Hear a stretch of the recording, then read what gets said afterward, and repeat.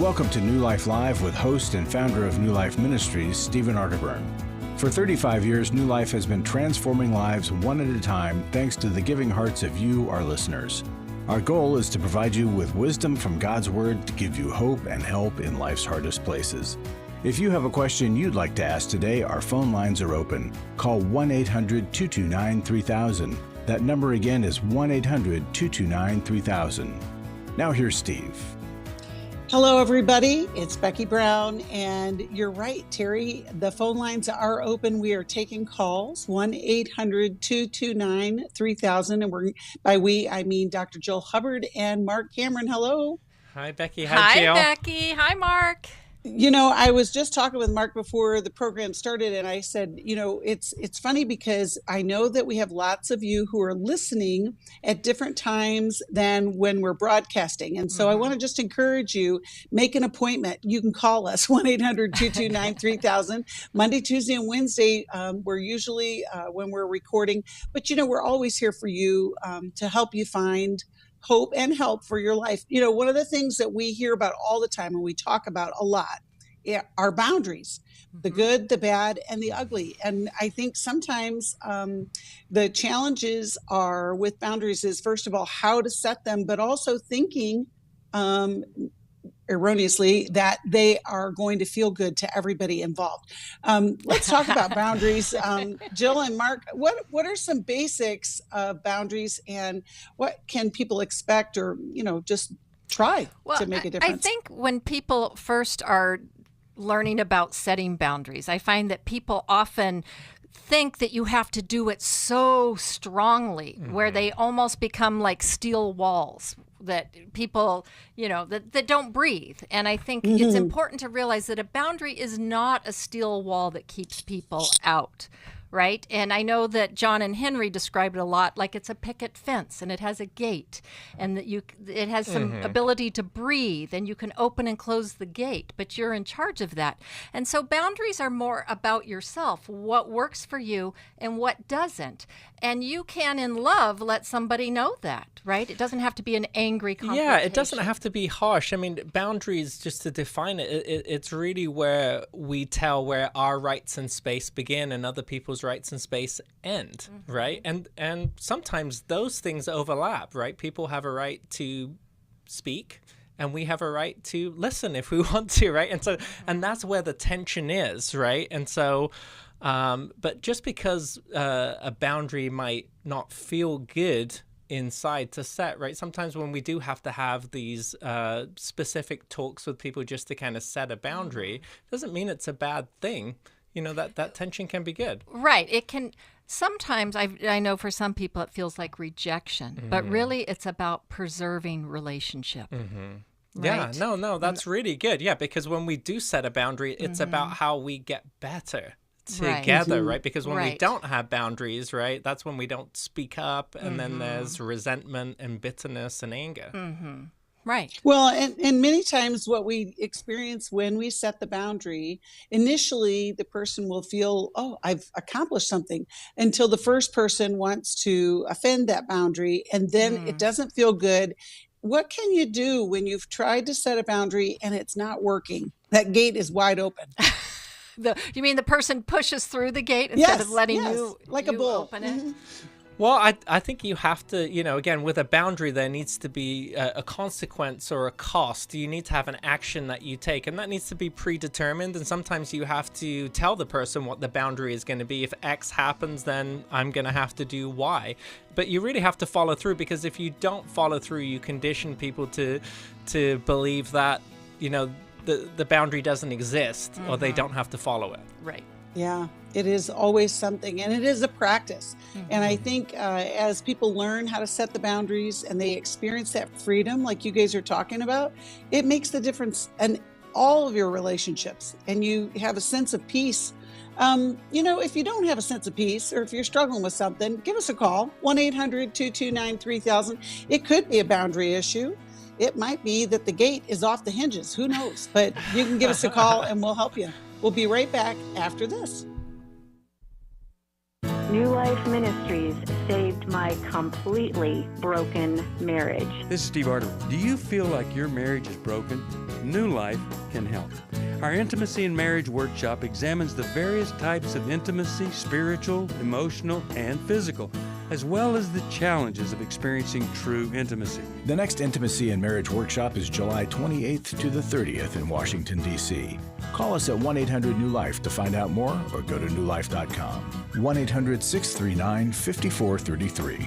Don't settle for a miserable marriage or even one that's just okay. It's possible to have that great marriage you always want. 3.5 years later, we're still going strong, and I would encourage really anybody who's struggling in their marriage to go to a New Life workshop. They are more effective than anything else we tried. 1-800-NEWLIFE.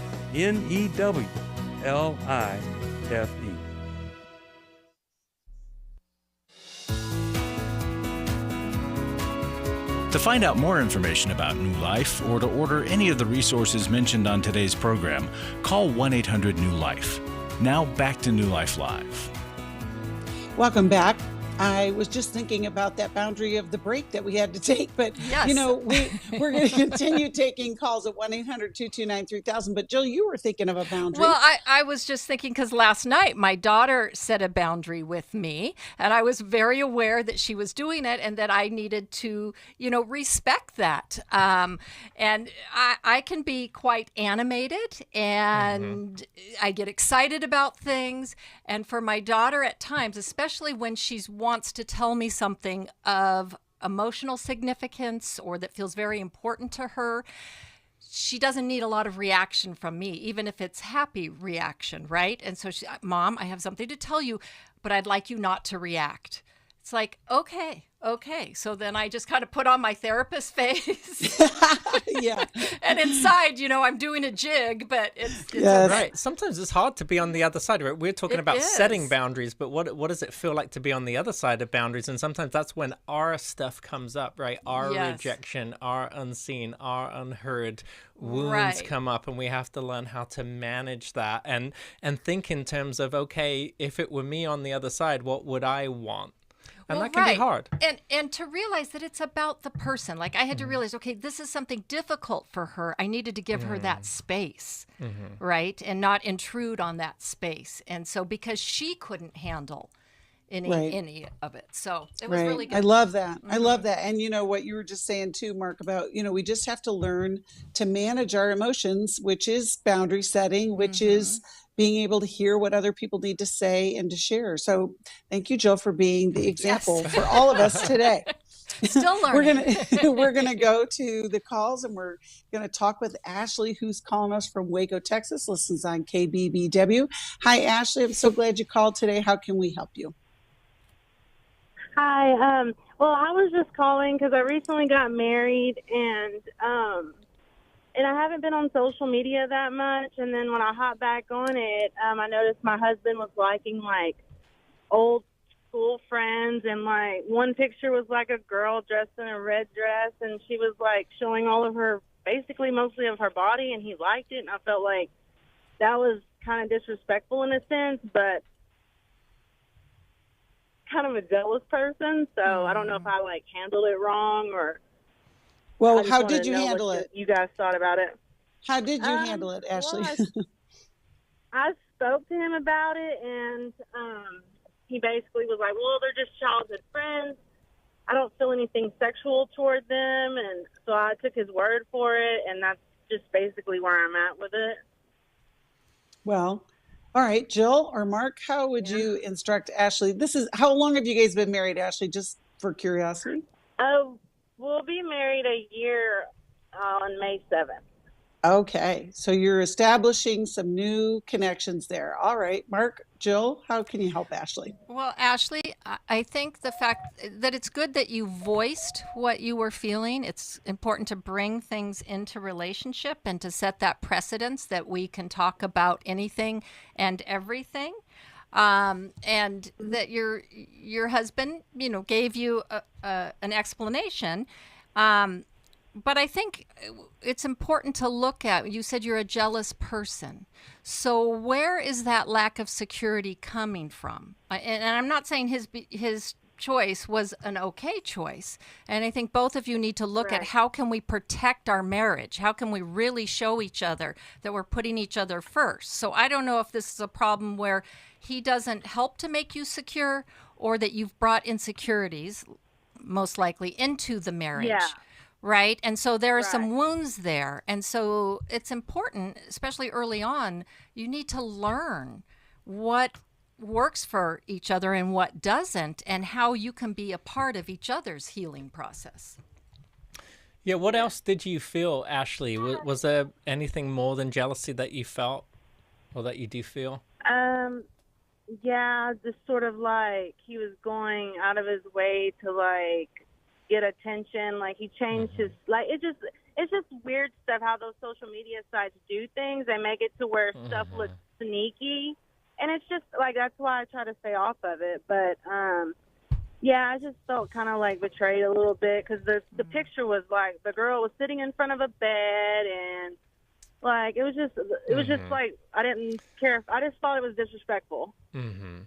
Yeah, so I think this is a great opportunity, and again, you're newly married, to be able to start to open up these conversations, right? And because these are conversations that are going to be ongoing, these hard conversations where when we get married, usually, that first year, there's a lot of infatuation kind of still follows over, right? And we just see a lot of the good, and then as we get into marriage, right, that's when some of those positive feelings start to fade away and real life sets in, right? And this is a good opportunity to be able to start to discuss some of these things, because I think you're right too, though, right? We don't want our spouse looking at provocative pictures of people of the opposite sex and then liking them. That does make us feel unsafe. And so I think what you're feeling is valid.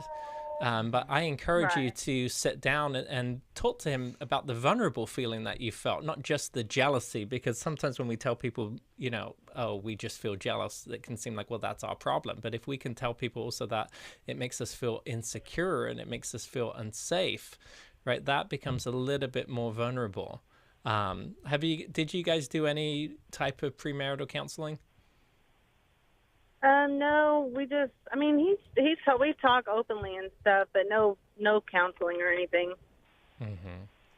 Well, I always think that postmarital counseling, right, after the wedding, I think is almost even more valuable, right? Especially, you're in the first year here, and you don't want these patterns. We don't want to have you calling at year 20 saying, well, this pattern started in year 1, right? So to be able to get into therapy, to be preventative, really, right? And to learn how to address these things in a more effective way. What were you going to say, Ashley? Yeah, and he also was saying that he wanted to seek counseling because he didn't know if he was handling it the correct way. So that made me feel better, but it's like he didn't really think that it was like an issue that he liked the pictures. And like, he does work as an electrician, so he has like clients, and there was another female on there that was a client, and she was posting herself all like she had her makeup did and everything, and then he liked that picture, and he doesn't even know her. He just knows there's like somebody going to her house and like doing work for her. So Ashley, I don't know if you heard the first part of the program today, but this is a good example of a boundary that needs to be set. That and it's on the surface, it would seem that it's harmless. However, it is not, because it's hurting you and it's ultimately going to impact your relationship. The great thing is that he's open to talking about it and that you guys are talking about it. And like you said, Marc, in the first year of marriage, you're negotiating all kinds of things. You're just trying to figure out, how do we do this thing called marriage and life together? And I think that's a good sign that he's saying that he wants to go to counseling to learn how to talk with you about it. And again, it's an adjustment, right? Because when we get married, we go from this kind of me mindset to, and we need to adjust to this we mindset. Yep. And while some things, some practices, maybe liking pictures before when we only had to think about ourselves was okay. But now when we have to consider the feelings of someone else and how it could be perceived, and to honestly look at is there anything that is tantalizing about that for him? Sure, right? yeah. I once heard someone say that marriage is rubbing the selfish edges off of ourselves, right? Because we don't, until we come across somebody who pushes back and says, hey, I'm not sure about that, right? Sometimes we don't realize, and they're blind spots for us. Mm-hmm. Well, and I'd encourage you guys. Actually, we're going to be in Dallas in October with our intimacy and marriage workshop, and it would be a great way for you guys to start to work on this. We encourage people to come to the marriage workshop, even if there's not a crisis, but just to really build into your relationship so that you can experience a great life together. We're going to send you a copy of How We Love, because I think that will be encouragement as you kind of figure this thing out. Marriage, it's the great adventure. And I think what you said, Joe, was so profound. We get calls every single day. When was the first time that you saw this happening? And they say, when we first got married, I knew that something was wrong. And we just want to encourage people to address the thing at the point sooner, where, it's better to have those conversations. We're so glad you called, Ashley. We're going to go to caller Mr. G. I don't know if I can access that, Terry. Maybe not. Can I? Okay. Well, maybe not. I can't do it. In the meantime, one of the things that we talk about all the time is our workshop, Restore, where women who've experienced betrayal. And, we had a woman who went to Restore, and she said the workshop helped her see that she wasn't the problem. She wasn't making things worse, but she was experiencing that. But once she went to the workshop, she figured out how to take care of herself, how to set those boundaries, and, just find a way to healing. And so, whenever those kind of things come up, it can be real tricky, but we can help you in that. I think I can go to our caller now. And Mr. G is calling us from Hampton, Virginia, and listens on Sirius XM. Hello, and how can we help you today? Hey, how you doing today? Doing well. I think my wife takes me for granted, and we've been married about 7 years. And every time when it occurs, she tries to get back in good with me. But I'm just it keeps happening, and I'm kind of fed up with it. I don't want to be, but it's just not right, And I tell her about it. I speak to her about it, and she's like, "Oh, I don't take you for granted. It's not," but you display it, and then you display it around people, and that's when I have a big issue with that. Okay. But all right, Marc? She's a different person at home, and then she's a different person when we're out. I'm curious here. In what ways is she taking you for granted?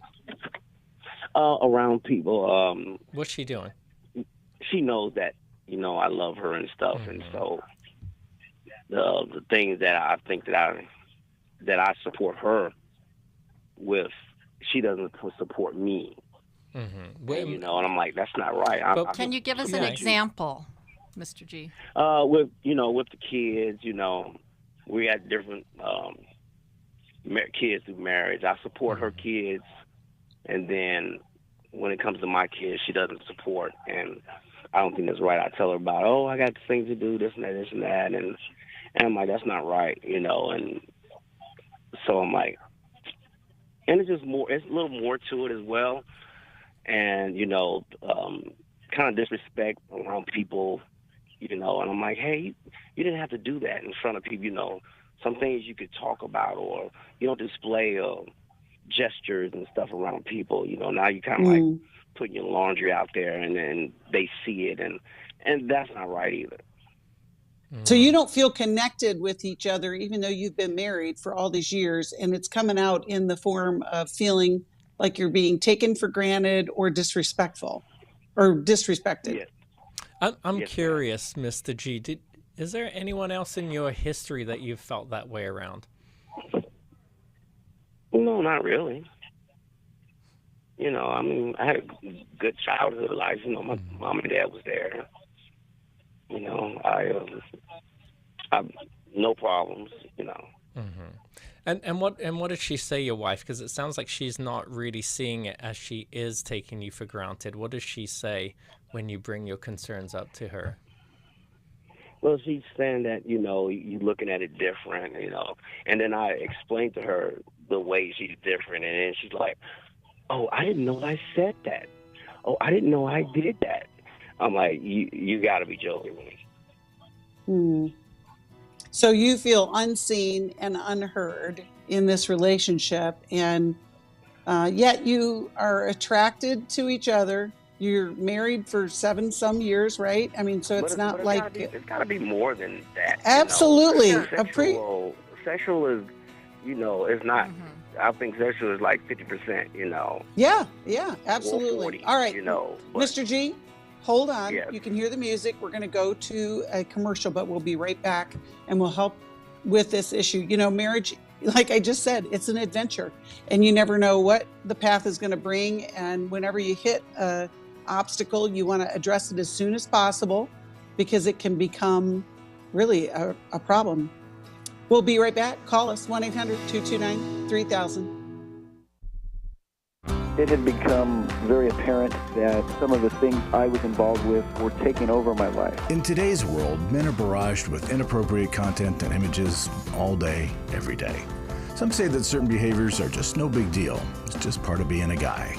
But it's simply not true. It's a battleground for every man, and the opportunities to fail are everywhere. New Life's Every Man's Battle workshop can help. After 7 years, just one weekend, a completely changed man. For over 20 years, New Life Ministries has been helping men regain their integrity and purity through their one-of-a-kind Every Man's Battle workshop. He said, I think this is something that every man should go to. Married, dating, it was definitely life-changing. The Every Man's Battle workshop is being held online as a one-day event Saturday, May 13th. To find out more, call 1-800-NEW-LIFE or go to newlife.com. I just can't say enough of what New Life has done for our marriage. 1-800-NEW-LIFE. I've been listening to New Life for many years, gone to a few workshops. I want to support a ministry that helps people connect with God and with others and gives them the tools to help transform their lives. You can help New Life Live stay on the air by joining Club New Life today. When you sign up to support us monthly through Club New Life, we'll send you the new member thank you gift of all 8 100-day devotionals, including 100 Days of Healing, 100 Days from Freedom from Shame, and 100 Days of Freedom from Anger. There are also ongoing benefits like the monthly Club New Life CD or download, access to the Club New Life video library, quarterly resources, free shipping on purchased resources, discounts on workshops, and quarterly online meetings with Steve. Call 1-800-NEW-LIFE. Support Club New Life, and together we can help hurting people find help and hope in life's hardest places. Call 1-800-639-5433 to join Club New Life today.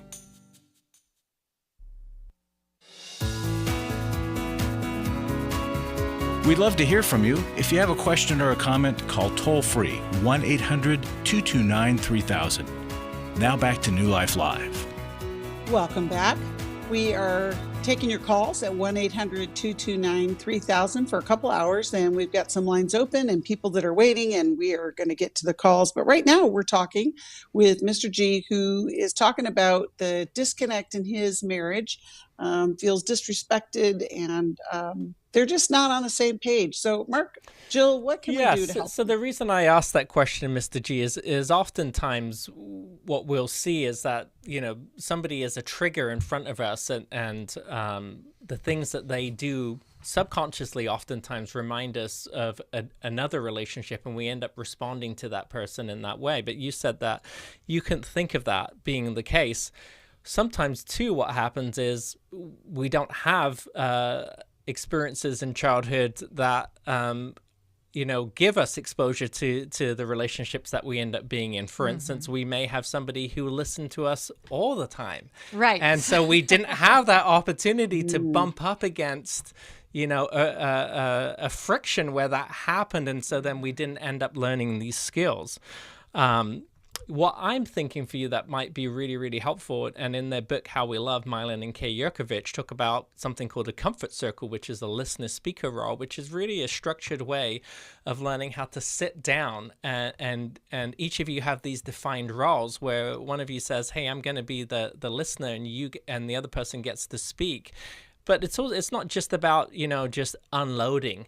It's really about, learning how to hone down and say, what is the underlying feeling here and what is the corresponding emotional need, and then requesting that need from the other person, and each of you getting to do that.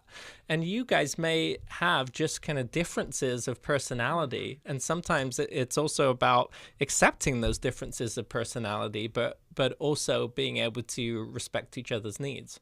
Mm-hmm. Jill, you have anything you want to add? Yeah, no, I think that's really good, Mark. I think that it sounds like your wife is not being malicious. It really, from what you described, sounds like she's unaware. And so you do need those times of talking about what, like you said, what you both need. And if your wife is more of an extrovert and she's out in public and just being very social, that can feel wounding to someone who is used to having someone attend to them, right? How do we share that attention? And to talk about that, and perhaps, realizing for you too that, okay, this is a shared attention space versus a one-on-one space, and it's going to look different. So both of you learning how to kind of meet in the middle on those things. And you might need someone to help you do that. So have you guys considered something? Get into it right now. We just can't find anyone. I just didn't want to do I really just want to do just any body counseling, kind of like maybe a spiritual counselor. Well, Mr. G, you are in luck because we've got a great group of therapists in that area that we will connect you with. And, I was also thinking, I know I sound like a commercial, so forgive me, but go ahead. we're gonna be in Washington, D.C. for our intimacy and marriage workshop, and it would be a great place for you guys to come and just experience some training, some healing, some practical steps forward, and we'll give you all the information for that. And I think we're going to send you a copy of How We Love to get you started along that line that you were talking about, Mark. The Comfort Circle really is just such a great practical tool. And so many couples think, it's so like practical. It doesn't seem like it's warm and fuzzy, but boy, once you get into that, just the framework can change everything about the way that you connect with each other. So we're glad you called, and I hope that you will see us in July. We're going to talk with Kim, who's calling us from Honolulu, Hawaii. She listens on the internet, and you can too. Kim, thanks for calling. How can we help you? Thank you very much for taking my call. My bottom line question is, as the parent of an adult male, 26 years old, he has a wife, no children. How can I help him through validation? So that's the basic question. To give you a little bit of background, they've been married for 3 years now. My son has a sexual addiction issue. He has been unfaithful to her with a one-night stand, also sexting. And they both have sought counseling through the chaplain in the Army, as well as through their church. He is just started going to an addiction class.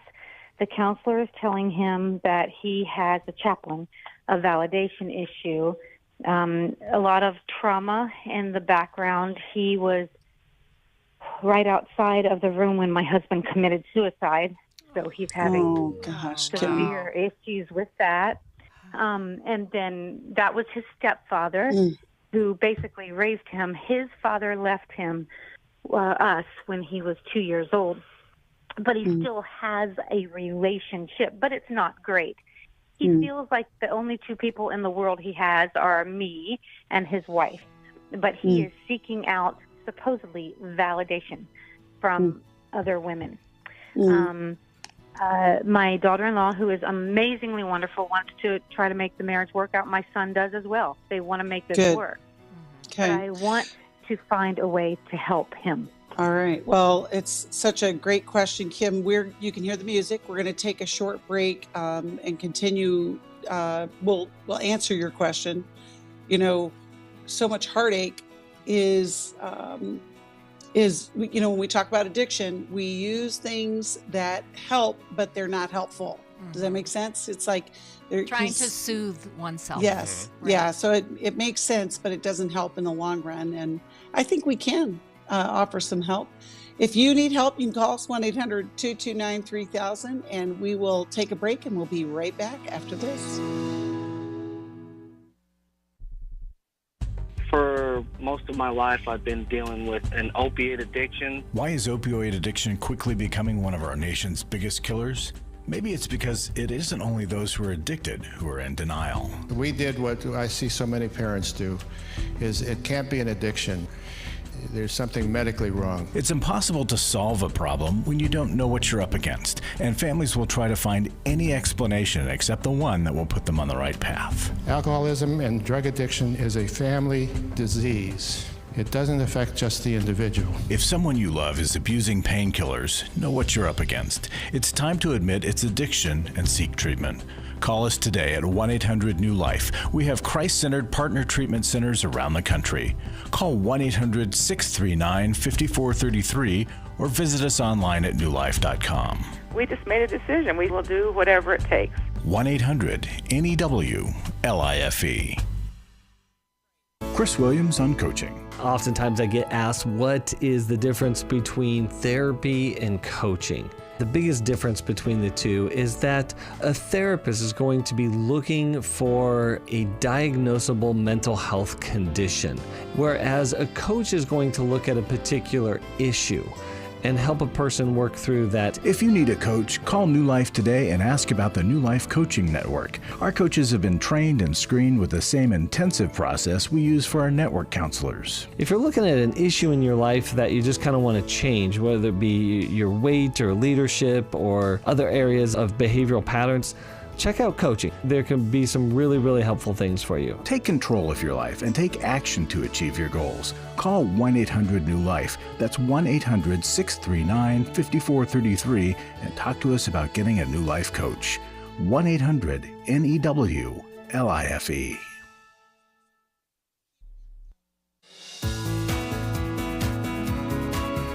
We're glad you joined us for New Life Live. To be a part of the program, call 1-800-229-3000. Now back to New Life Live. Welcome back. We are talking with Kim, whose son is dealing with a sexual addiction. And he's doing some work, which is great. And we're happy to hear that the couple wants to work this out and to get through this. But there's some issues that we got to deal with. Marc, you want to start? Yeah, I'm wondering, Kim, here, what are some of your son's commitment levels? I know you're saying that everybody here wants to make the relationship work, but knowing that he has had this affair, this one-night stand, knowing that he has a sexual addiction, what is he doing about it, aside from just seeing the chaplain? Well, he tells me on the phone that he's seeking out God's word daily. He tells me he's in the word. He tells me he's trying to keep himself busy with other things so his mind doesn't wander, like he is very much into fitness. He is getting ready to be discharged medically from the Army, secondary to an autoimmune disease they've just found. So he's busy getting all that done, but also seeking new job opportunities. But other than doing the counseling and doing the addiction class, there's not much. When I continue to ask him about it, he just starts to get angry with me. Yeah, so anger is a defense mechanism, right? It's a resistance defense mechanism that's happening here. And so there's more that he really needs to be doing for his wife to feel safe. He really needs to be in a 12-step program. You know, when affairs happen, right, you're talking about here the validation issue. And so that's maybe the why or some of the why for the affair. But really, you know, they need to process through the destruction of the affair. Whenever I have couples, and I explain it to them this way, right? That this is like the processing through the destruction is the ER visit. Right, you're not going to go to the ER to manage your chronic conditions, or if you have a chronic conditions like diabetes, but your leg is falling off, and if you go to the doctor, they're not going to focus on your diabetes. They're going to focus on stopping the bleeding. And so, what really needs to happen is they need to be under the care of somebody who, a professional who is familiar with betrayal trauma, to help them process through that part. And as they process through that part, right, the why of the affair will come out. But he also does need to be showing that he can become safe again. Jill? That's good. Yeah, problems like this are compounded, right? Because the sexting and sexual acting out is the symptom of the trauma that he experienced early on in life. But then it has consequences. It takes on a life of its own. And so you kind of have to address it at every level. So, Marc, I like that they need to be in marital to address that there's bleeding in their relationship.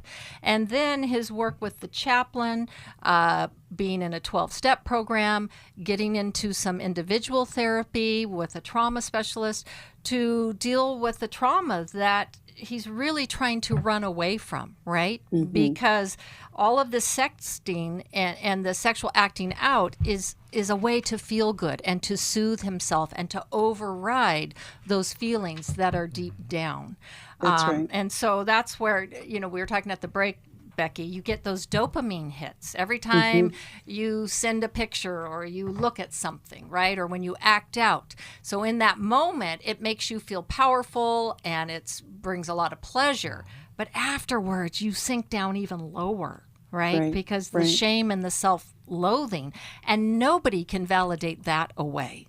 Right? No person on the outside. He's got to look at that and look at where it's really coming from and how two men in his life, my gosh, both left him in devastating ways when he was just a little guy, right? Yeah.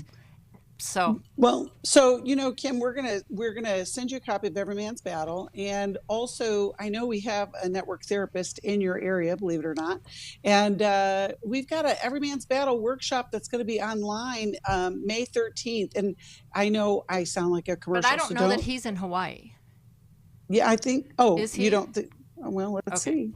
Because she says she talks to him remotely. Yeah. Kim, is he with you or is he somewhere else? No, he's in Kansas. He's at Fort Riley, Kansas.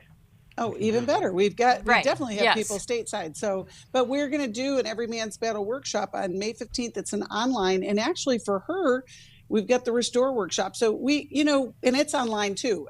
So that's addressing things from all angles, right? You want to get the most support you can to get through this. Right. And the other part too, Kim, when you listed all of the things for what he was doing, they're all individual things.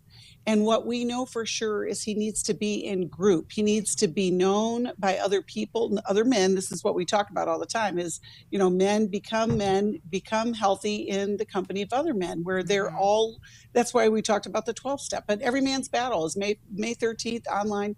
And we'll get you the connection for that. And we'll send him a copy of Every Man's Battle. You're a good mom for listening. And you may have to wind it back. Well, how you can help Kim if some of these things aren't affordable to him, perhaps you could help support that way. There you go. Well, and speaking of support, Larry Sonnenberg's in the studio right now. And Larry, you're always seeking support for Becky, this is lots of different reasons. This is a different one. Right. I come in and read testimonies all the time, and this note came in. It was very humbling, and it almost made me feel a little embarrassed that I talk about money so glibly sometimes. This lady wrote in to say, let me just read a sentence or two. It's a longer testimony. We have 2 small grocery chains that you pay 25 cents to get your cart and get it back when you return your cart. I collected 100 carts for the month of December, and where did it go? The line ran by. And she got $25, and she gave that back to us. Oh. And she talks about other ministries she tries to do the same for. And so there's somebody that's, I mean, she's an older woman. She loves what we do. She wants to help us. She obviously doesn't have resources. But she... Super creative. Yes. Yeah, I love it. So, folks, I know you can make a gift. I mean, this woman's collecting 100 carts to send $25. To get quarters. Yeah, to get quarters. So if you could just consider making a gift to New Life, it would be helpful. We want to keep doing what we're doing for a long, long time. We have, we go through cycles. The economy right now is a challenge. There's a lot to consider. But I hope it's not the fear that has grabbed you, that I can't give now because I don't know what tomorrow's going to be. Tomorrow's, and go ahead. Well, and your support helps us help others. And so, when people are struggling with fear or relationships, New Life is there for them. And during April, for a gift of any amount, we'll send you a copy of Dr. Henry Cloud's newest book called Trust. And, that's a big issue that a lot of people struggle with, whether it is because it's been broken for you, somebody else did it to you, but then, maybe in a relationship. But Henry's got some wisdom, and a gift of any amount to New Life, which will help others. We will send you a copy of that. Thank you, Becky. You tell them. You're welcome. You're welcome.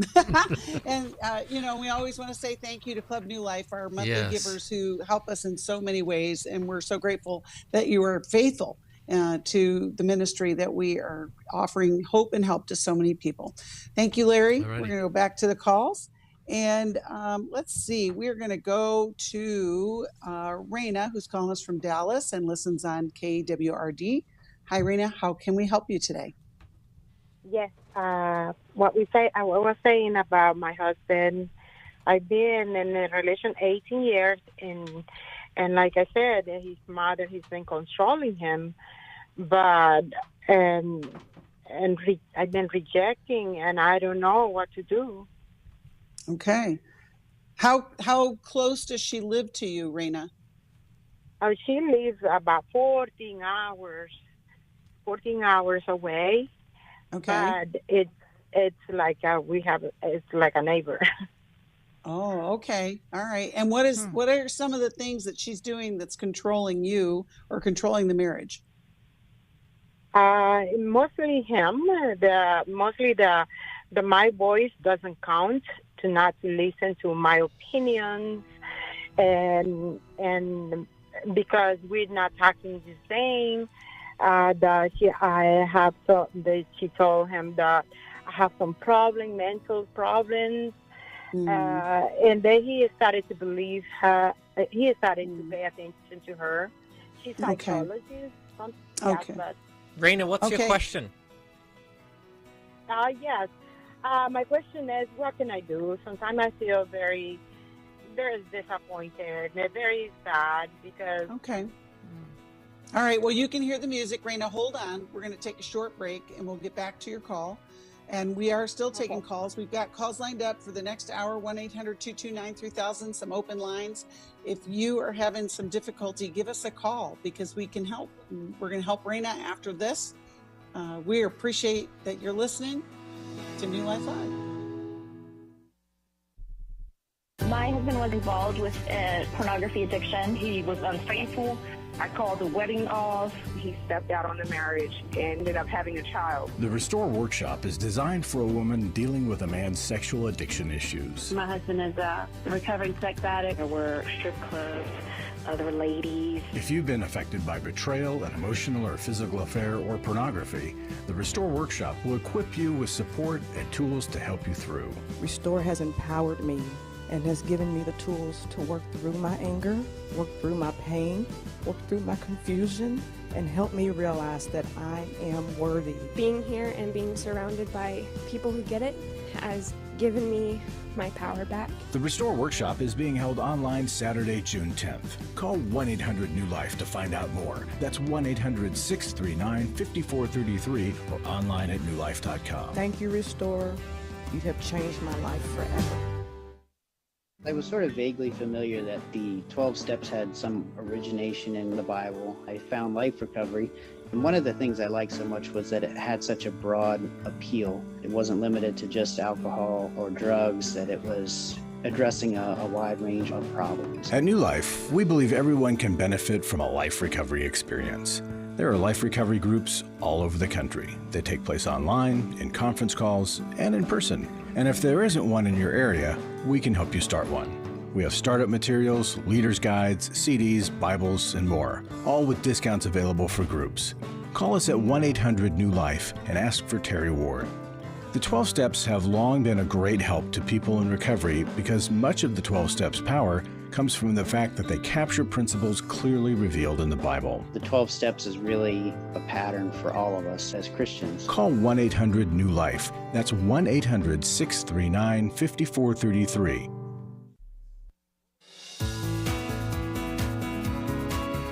To find out more information about New Life or to order any of the resources mentioned on today's program, call 1-800-NEW-LIFE. Now back to New Life Live. Welcome back.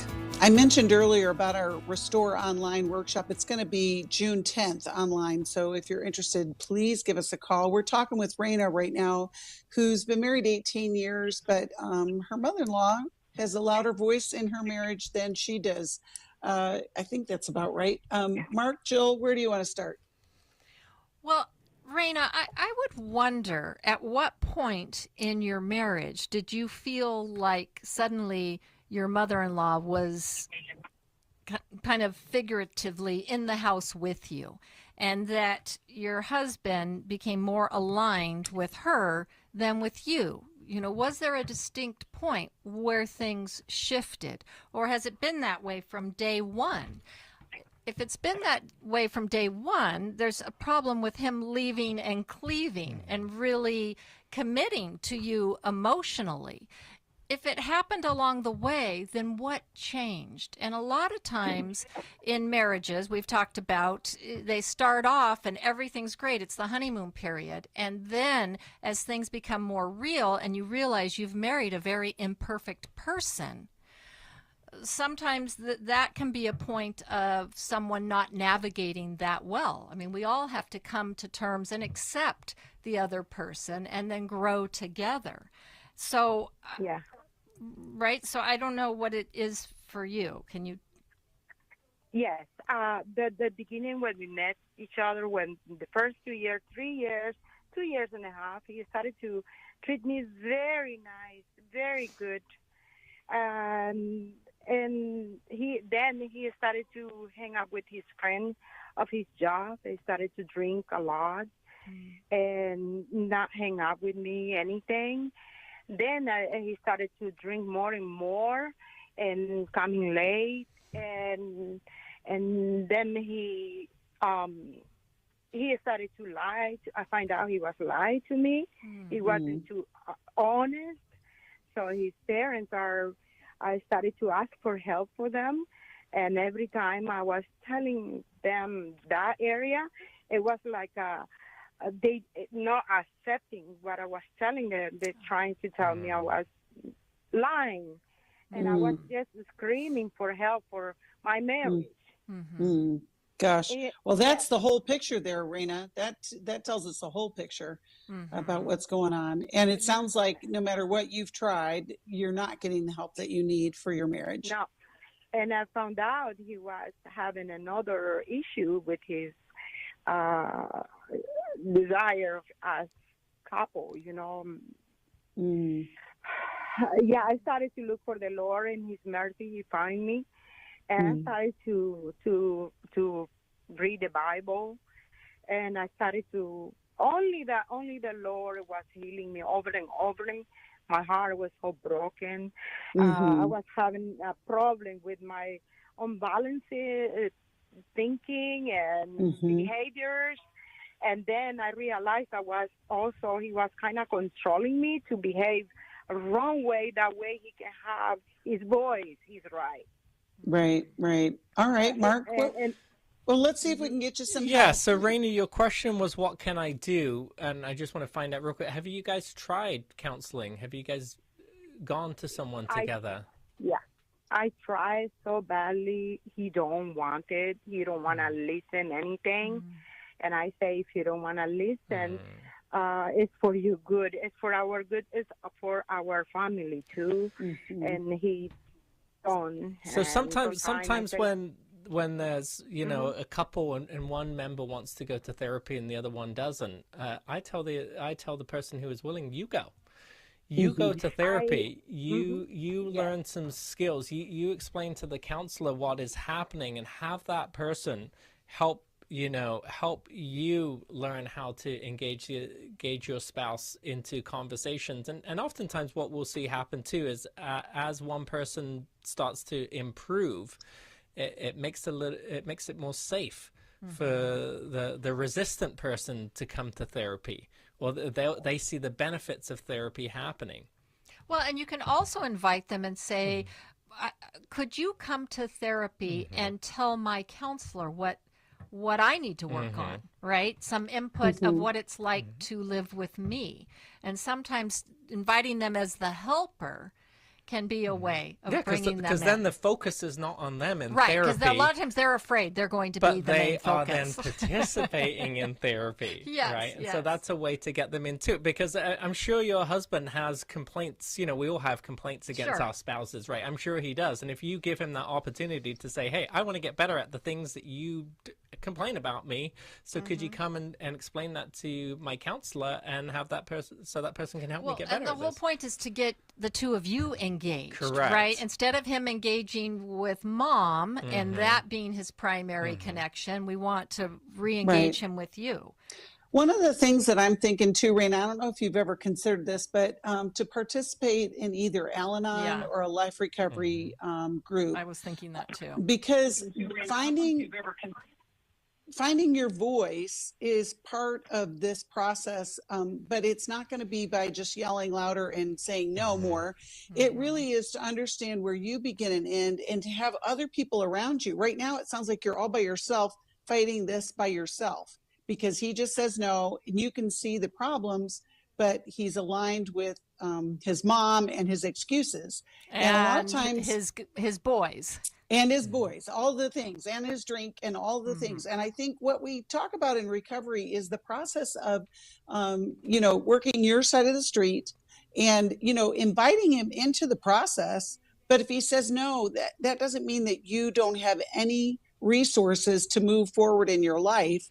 And it's amazing. You guys know this. We started the program with boundaries. When you set a boundary or you establish a boundary, it's going to take practice, and it's going to take opening and closing that gate. I know I keep going back to that. But I think that would just be a good step in the right direction. We're going to send you a copy of the Life Recovery Bible, because you talked about getting back in God's Word, and we're going to connect you with, a life recovery group in the area, because we know that community is going to be part of this healing journey, so that you're not by yourself. Well, and you learn how to deal with somebody who's actively still using, right? Right. If he's still drinking, how he responds to you is through that filter. And so it's good to learn how to be able to take care of yourself. Like you said, Becky, have a voice, learn some healthy detachment, and be able to set boundaries. And he's going to notice that shift. Yeah. And he's not going to like it at first. No. But he doesn't like what's happening now. He just ignores it. And I think, in relationships, we just had a couple of calls today about this, where, one party is not supportive or respectful of the other party. And there's lots of different ways to describe that. And in marriage, we have to work towards being on the same page for the same purpose, that we're individuals, but we are honoring our marriage in the way that we behave and we move about in the world. And so I hope that's helpful to you, Raina.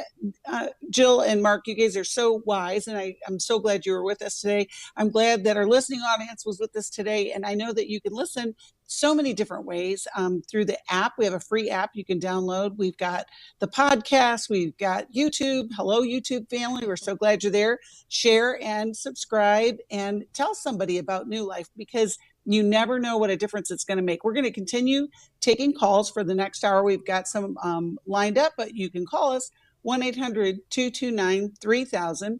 Marc or Jill, Would you have any words of wisdom as we go away from this show and go into the next one? What I would say is, if you've heard something today that's resonated with you about setting a boundary, do it. Take a risk. Think about what it is that you want to do and implement that today. No better than today to do it. Excellent. Excellent advice. Thanks for listening. We'll see you next time. Thanks for listening. We hope this program has helped you by giving you insights for handling the challenges you face in your life. We want you to know that we're here for you, but you also need to know that New Life Live is a listener-supported ministry. To make your donation or to get any of the resources mentioned on today's program, call 1-800-NEW-LIFE. That's 1-800-639-5433, or write to us at New Life Ministries, P.O. Box 1029, Lake Forest, California, 92609. Please join us again tomorrow for New Life Live. Hi, thank you for watching New Life Live. You know, New Life Live is a Christian counseling program where we deal with the hard questions about life, relationships, kids, free choice, freedom of will, whatever. It's all right there on New Life Live every day, every weekday, 1 p.m. Eastern, 10 a.m. Pacific. If you want to call into the live broadcast, you can find the schedule on newlife.com or click the social media link right below. You can see every episode of New Life Live on the New Life YouTube channel. Watch it with a friend, watch it later. Be sure to subscribe and hit that bell so you'll never miss another episode. So if you want to listen on the go, download the app. The link is right below. And I hope if you need some information, if you want to get some help, you'll call us at 1-800-NEW-LIFE. And I'll see you next time.